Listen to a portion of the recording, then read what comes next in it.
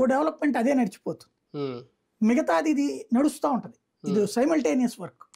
First చేయాల్సిన పని అర్జెంటుగా వాళ్ళ ప్లాట్లు వాళ్ళకి ఇచ్చేయడం. వాళ్ళ ప్లాట్లు వాళ్ళకి ఇచ్చి మీరు కట్టుకోండి అంటే 5 ఎకరాలు ఉన్న ఆయనకి 5-1200 వస్తాయి, 6000 చదరపు గజాలు, ఆటోమేటిక్గా వెళ్ళిపోతారు కదా ఆయన.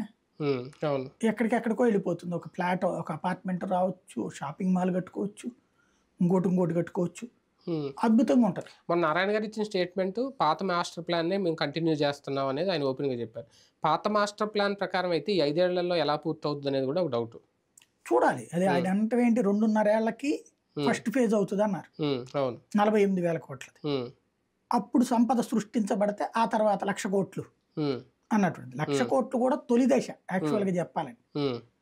మెయిన్ వీళ్ళు అనుకున్న గ్రాఫిక్లు ఇవన్నీ కావాలంటే 3,00,000 కోట్లు.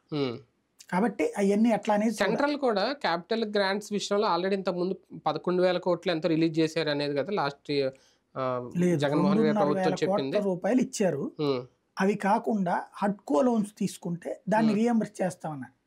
దాని కింద 7,000-5,000 కోట్లు తీసుకున్నారు. అప్పుడు జరిగింది మొత్తం 10.5-11 అయింది మొత్తం ఓవరాల్ గా నేను చెప్పి. ఇప్పుడు వీళ్ళు లేట్ చేసి